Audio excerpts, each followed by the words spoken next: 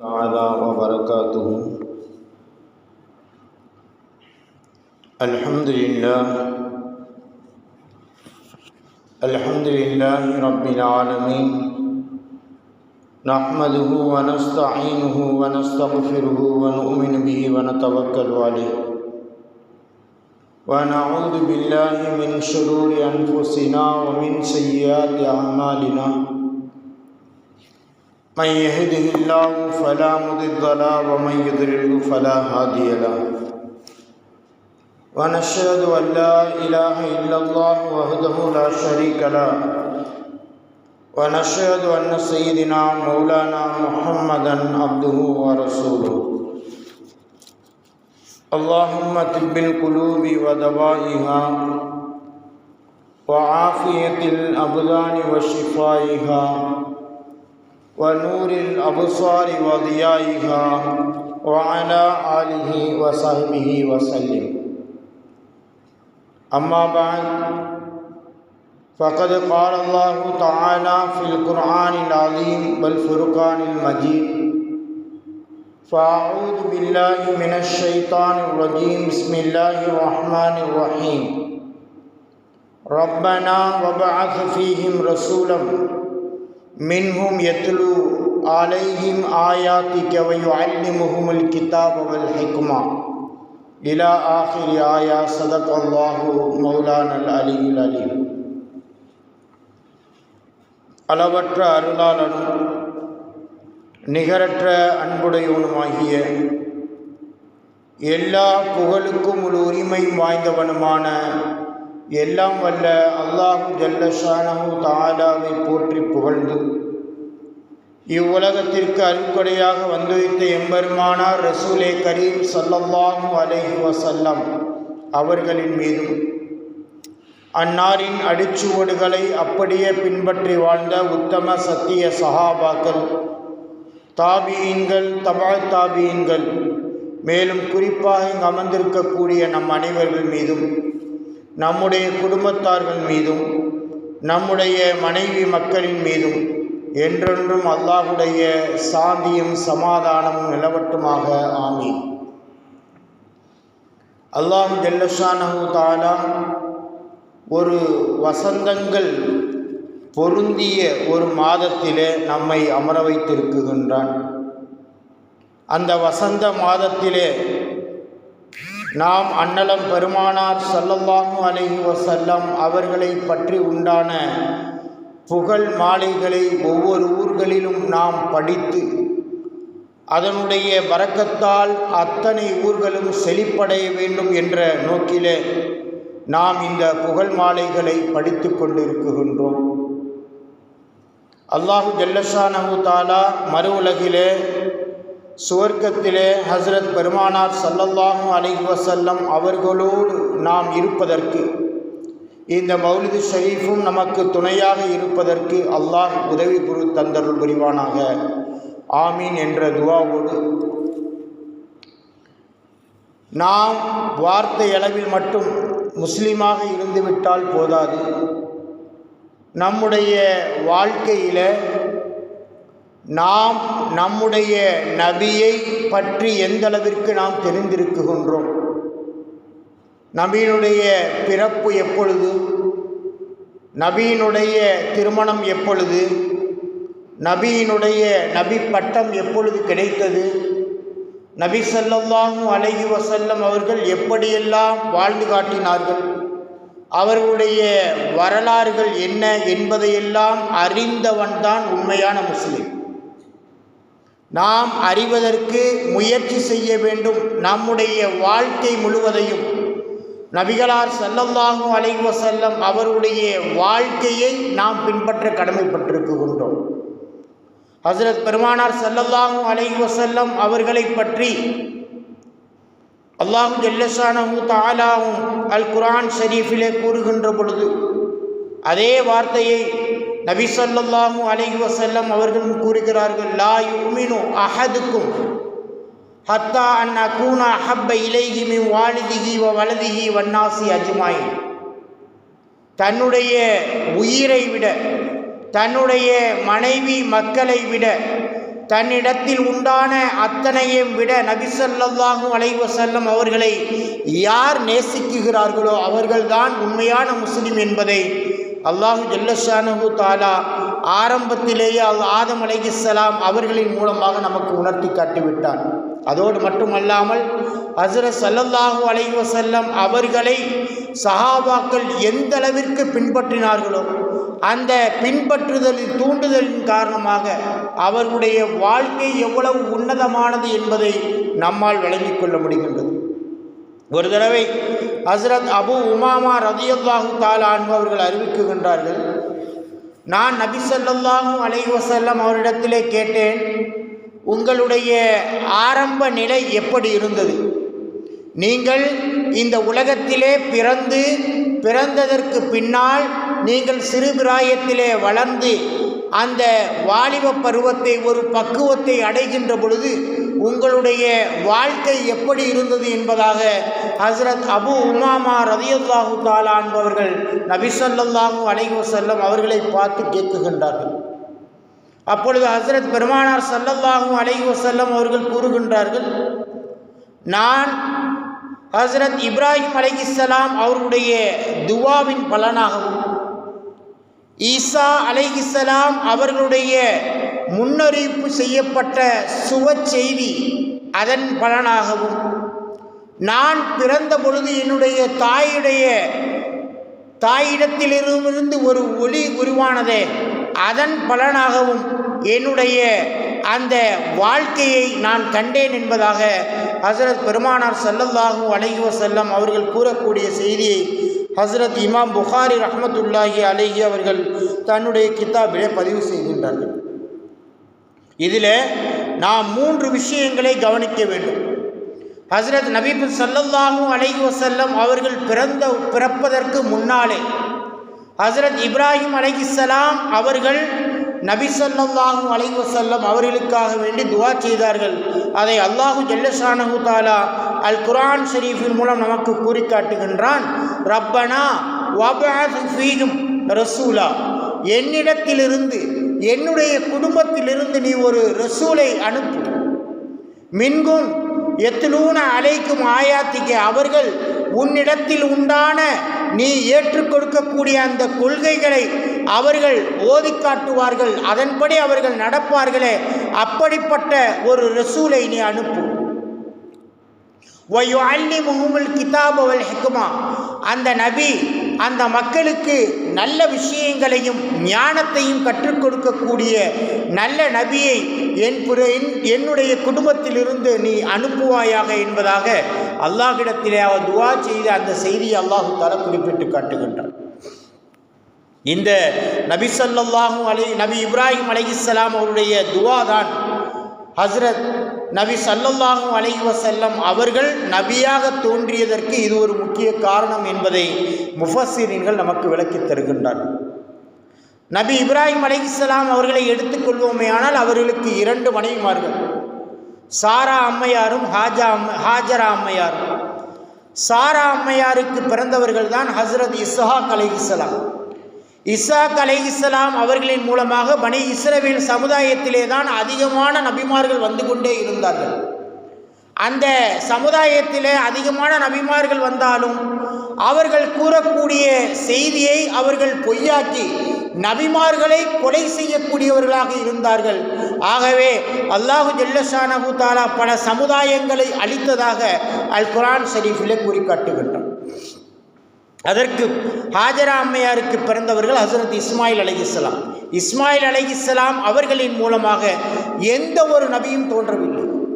இறுதியாக ஹஸ்ரத் பெருமானார் ஸல்லல்லாஹு அலைஹி வஸல்லம் அவர்கள்தான் ஹஸ்ரத் இஸ்மாயில் அலைஹிஸ்ஸலாம் அவர்களின் மூலமாக அவருடைய சமுதாயத்தில் வந்தார்கள்.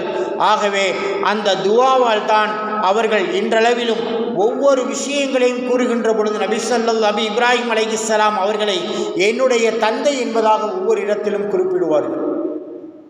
ஹஸ்ரத் நபி இப்ராஹிம் அலைஹிஸ்ஸலாம் அவர்களை பற்றி நபி பெருமானார் ஸல்லல்லாஹு அலைஹி வஸல்லம் அவர்கள் தன்னுடைய பேரர்களான ஹசன் ஹுசைன் ரலியல்லாஹு தஆலா அன்ஹு அவர்களுக்கு ஓதி பார்க்குகின்ற பொழுது கண் திருஷ்டிக்காக அஊது பி கலிமாத்தில்லாஹி தாம்மாத்தி மின் குல்லி ஷைத்தானின் வஹாமத்தின் வமின் குல்லி லாமத்தின் என்ற வார்த்தைகளை கூறிவிட்டு, இதுபோன்றுதான் என்னுடைய தந்தை ஹசரத் இப்ராஹிம் அலைஹிஸ்ஸலாம் அவர்கள் இஸ்ஹாக் அலைஹிஸ்ஸலாம் அவர்களுக்கும் நபி இஸ்மாயில் அலைஹிஸ்ஸலாம் அவர்களுக்கும் இதுபோன்றுதான் அல்லாஹ்விடத்திலே பாதுகாப்பு தேடுவார்கள் என்பதாக நபி ஸல்லல்லாஹு அலைஹி வஸல்லம் அவர்கள் கூறுவார்கள்.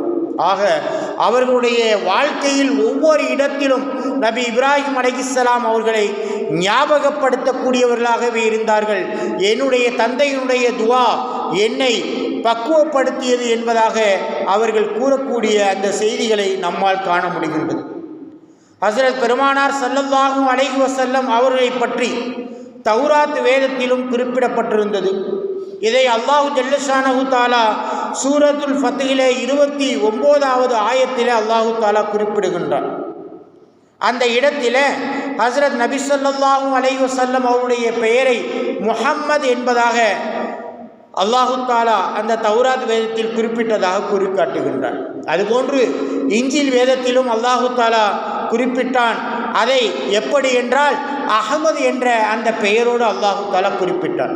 ஆக நபி ஸல்லல்லாஹு அலைஹி வஸல்லம் அவருடைய பெயர் முஹம்மது என்றாலும் அஹ்மத் என்றாலும் இந்த உலகத்திலே கியாமத் நாள் வரை ஒவ்வொருவர்களாலும் புகழப்படக்கூடியவர் ஹஸரத் முஹம்மது ஸல்லல்லாஹு அலைஹி வஸல்லம் என்பதை அல்லாஹு ஜல்லஷானஹு தஆலா ஒவ்வொரு வேதத்திலும் உறுதிப்படுத்திவிட்டார்.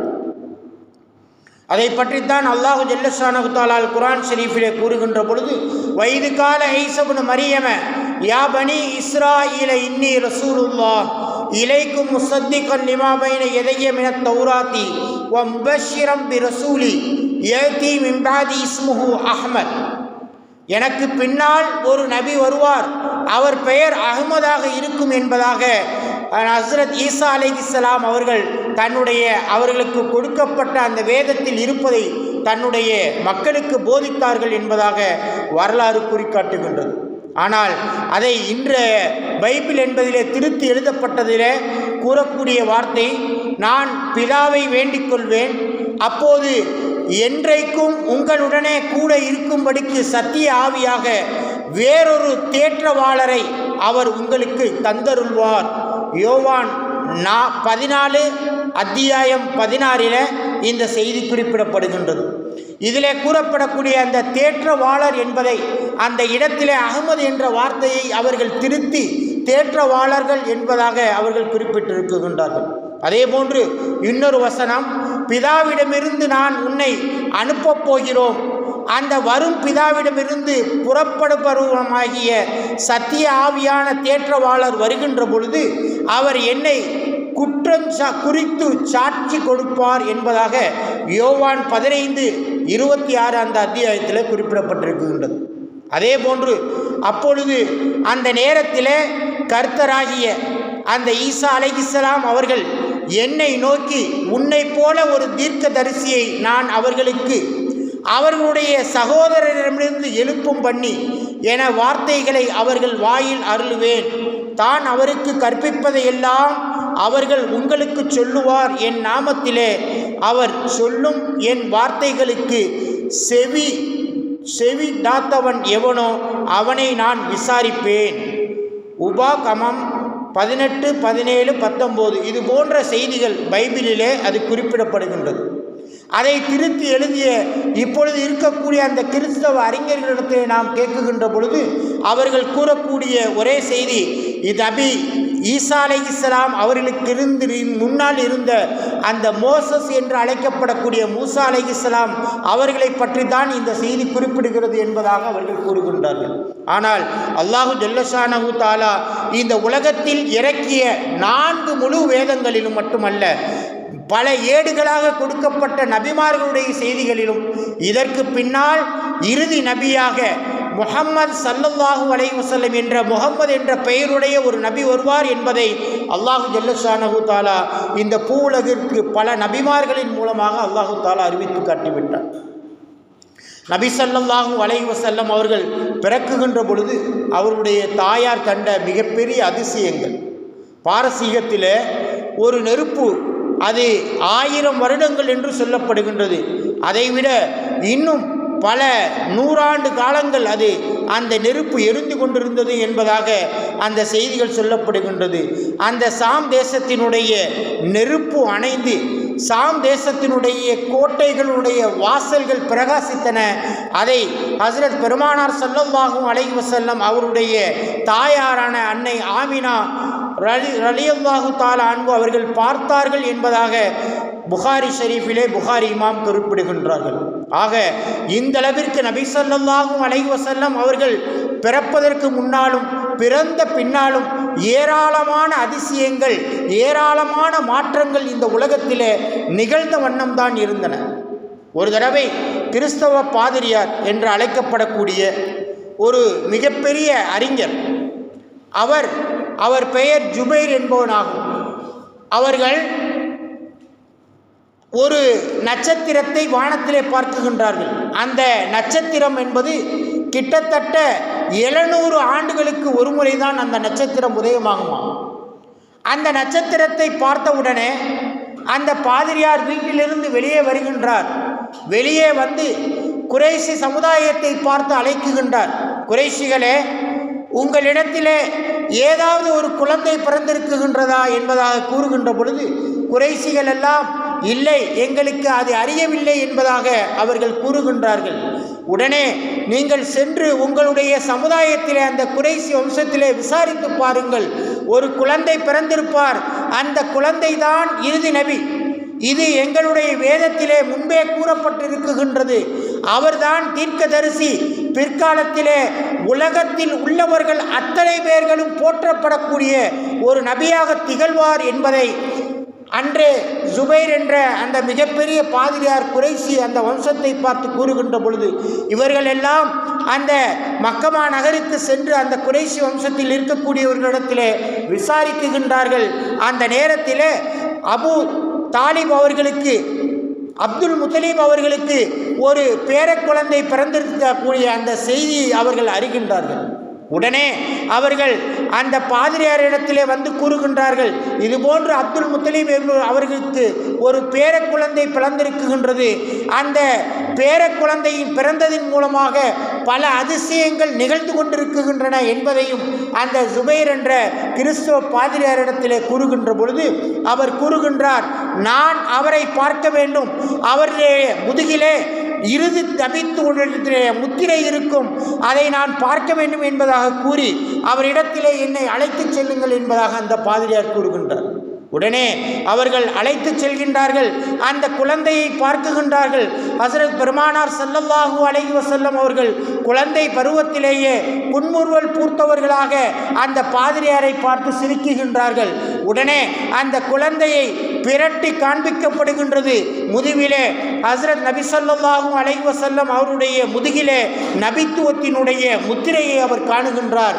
உடனே அவர் மயக்கமுட்டு விழுகின்றார். மயக்கம் தெளிந்து அந்த பாதிரியார் எழுந்த பிறகு நீங்கள் ஏன் மயக்கமுட்டீர்கள் என்பதாக கேட்குகின்ற பொழுது இதுவரை அல்லாஹு ஜல்லஷானஹு தஆலா பனி இஸ்ரவேல் சமுதாயத்தில் தான் நபித்துவத்தை கொடுத்து கொண்டிருந்தான், இன்றிலிருந்து அந்த நபித்துவம் பறிக்கப்பட்டு விட்டது, பனி இஸ்ரவேல் சமுதாயத்திலே இனிமே ஒரு நபி தோன்றவே மாட்டார், ஆனால் குறைஷி வம்சத்திலே அல்லாஹு ஜல்லஷானஹு தஆலா இந்த நபியை இறுதி நபியாக அல்லாஹ் ஆக்கியிருக்குகின்றான் என்ற அந்த நற்செய்தியை அந்த பாதிரியார் கூறுகின்றார். இப்படி இது போன்ற அதிசயங்கள் நபி ஸல்லல்லாஹு அலைஹி வஸல்லம் அவருடைய பிறப்பிலே நிகழ்ந்தது. நபி ஸல்லல்லாஹு அலைஹி வஸல்லம் அவர்கள் பிறந்த பொழுது எப்படி நம்முடைய தாய்மார்கள் எல்லாம் நம்மை பெற்றெடுக்குகின்ற பொழுது அந்த வேதனையை அனுபவித்தார்களோ அதுபோன்ற வேதனையை நான் அனுபவிக்கவில்லை என்பதாக அன்னை ஆமினா ரலியல்லாஹு தஆலா அன்ஹு அவர்கள் கூறிய செய்தியை ஹஸ்ரத் இமாம் புகாரி ரஹ்மத்துல்லாஹி அலைஹி அவர்கள் நபி ஸல்லல்லாஹு அலைஹி வஸல்லம் அவர்கள் கூறியதாக பதிவு செய்கின்றார்கள். இது போன்ற செய்திகள் ஏராளம் இருந்தாலும் ஹஸ்ரத் நபி ஸல்லல்லாஹு அலைஹி வஸல்லம் அவர்கள் அந்த குழந்தையை பிறந்த உடனே அப்துல் முத்தலிபிலே கொடுக்குகின்றார்கள். அவர்கள் கொடுத்த உடனேயே அந்த குழந்தையை வாங்கி கொண்டு குழந்தையினுடைய 7ஆம் நாள் அனைவர்களுக்கும் விருந்து ஏற்பாடு செய்திருக்கின்றேன், இந்த குழந்தை இந்த குழந்தை பிறந்த சந்தோஷத்தின் காரணமாக இந்த ஊர் மக்களுக்கெல்லாம், நம்முடைய வம்சத்திற்கு மட்டுமல்ல மக்காவில் வாழக்கூடிய அத்தனை மனிதர்களுக்கும் நான் விருந்தளிக்குகின்றேன் என்பதாக பிரகடனம் செய்கின்றார்கள் அப்துல் முத்தலிப். அந்த நேரத்திலே அவர்கள் அனைவர்களும் விருந்துக்கு வந்து விடுகின்றார்கள். அப்பொழுது ஹஸ்ரத் பெருமானார் ஸல்லல்லாஹு அலைஹி வஸல்லம் அவர்களுக்கு என்ன பெயரிட்டிருக்கின்றீர்கள் என்பதாக அப்துல் முத்தலிபிடம் கேட்குகின்றார்கள்.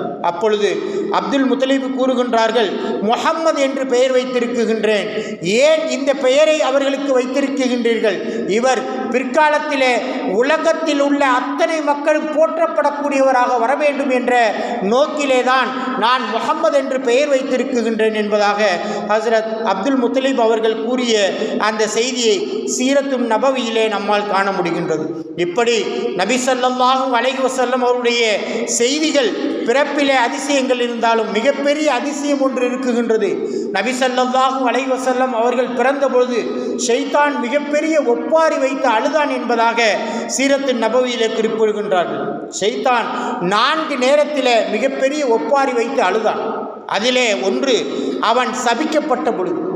எப்பொழுது ஆதம் அலைஹிஸ்ஸலாம் அவர்களுக்கு அல்லாஹு ஜல்லஷானஹு தஆலா சஜ்தா செய்யும்படி உத்தரவிட்டானோ, மலக்குமார்கள் எல்லாம் சிரம் பணிந்தார்களோ, ஆனால் அவன் மட்டும் தன்னை பெருமைப்படுத்தி கொண்டு நான் சிரம் தாழ மாட்டேன் என்று சொன்னானோ, அந்த நேரத்திலே அஊது பில்லாஹி மினஷ் ஷைத்தானிர் ரஜீம் என்று அல்லாஹு ஜல்லஷானஹு தஆலா சொர்க்கத்தில் இருந்து அவனை தூக்கி எறிந்தானே, அந்த நேரத்திலே அவன் மிகப்பெரிய ஓலமிட்டு ஒப்பாரி விட்டு அழுதான்.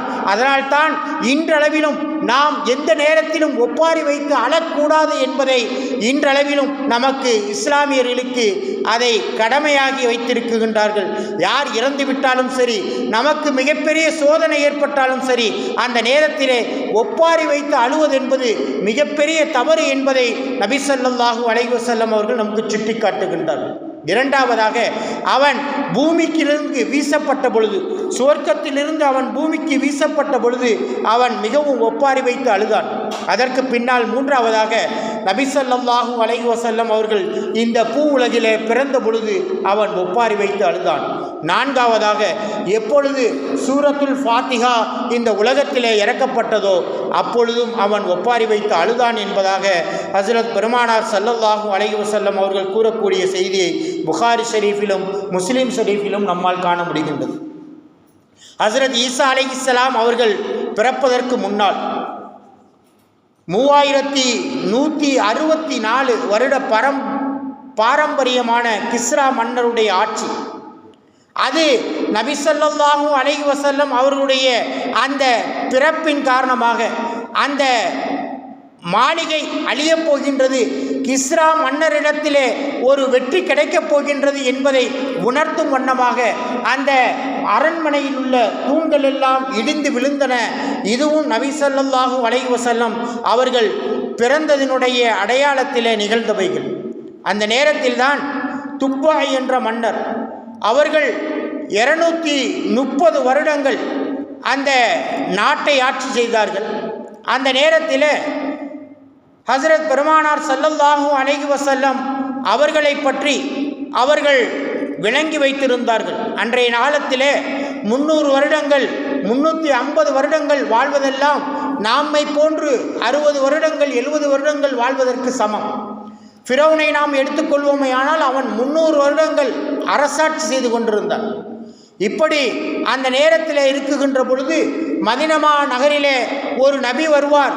அந்த நபிக்காக நான் ஒரு கவிதையை எழுதுகின்றேன் என்பதாக எழுதி அவர் அதை ஒரு தௌராத் படிக்கக்கூடிய ஒரு அறிஞரிடத்தில் கொடுத்து வைத்ததாக வரலாறுகள் குறிக்காட்டுகின்றன.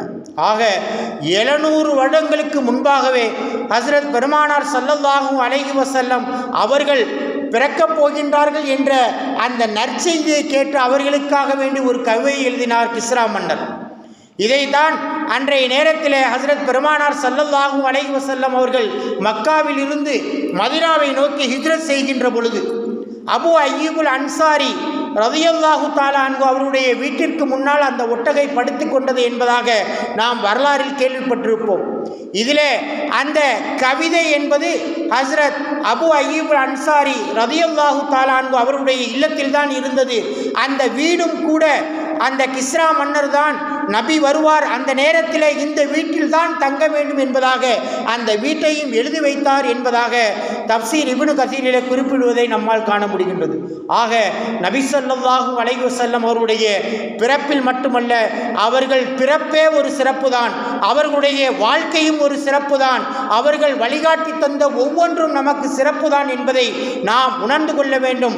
நபி ஸல்லல்லாஹு அலைஹி வஸல்லம் அவர்களை பற்றி அவர்கள் எப்படி வாழ்ந்தார்கள், என்னென்ன விஷயங்களை எல்லாம் நமக்கு கற்றுத்தந்தார்கள் என்பதை ஒவ்வொரு முஸ்லிமும் விளங்க வேண்டும், விளங்கி வைத்திருக்க வேண்டும், அதை மற்றவர்களுக்கு நாம் போதிக்க வேண்டும் என்பதை இந்த நேரத்தில் நினைவுறுத்தி கொண்டு அல்லாஹு ஜல்ல ஷானஹு தஆலா ஹஸ்ரத் பெருமானார் ஸல்லல்லாஹு அலைஹி வஸல்லம் அவர்களை வரஃபஅனா லக திக்ரக், நாம் உம்முடைய புகழை இன்னும் உயர்த்துவோம் என்று அல்லாஹ் சொன்னானே, அதுபோன்று நாம் ஒவ்வொரு நேரமும் எந்த நேரத்திலும் நபி ஸல்லல்லாஹு அலைஹி வஸல்லம் அவர்கள் மீது அதிகமான ஸலவாத்துகளை கூறி மௌலூத் ஷரீஃப்களை அதிகமாக ஓதி அவருடைய புகழுக்கு நாம் மேலும் புகழ் சேர்க்க வேண்டும் என்பதை இந்த நேரத்தில் நினைவுபடுத்திக் கொள்கின்றேன். அல்லாஹு ஜல்ல ஷானஹு தஆலா நாம் அனைவருக்கும் அந்த பாக்கியத்தை வழங்கி இறுதி மறுமையிலே ஹஸ்ரத் பெருமானார் ஸல்லல்லாஹு அலைஹி வஸல்லம் அவர்களோடு நம் அனைவர்களும் சொர்க்கத்தில் இருப்பதற்கு வல்ல அல்லாஹ் கிருபை செய்து தந்தருள் புரிவானாக. ஆமீன் ஆமீன் யா ரப்பல் ஆலமீன். வாஹு தாவானா அனில் ஹம்துலில்லாஹி ரப்பில் ஆலமீன். அஸ்ஸலாமு அலைக்கும் வரஹ்மத்துல்லாஹி தஆலா வபரகாத்துஹு.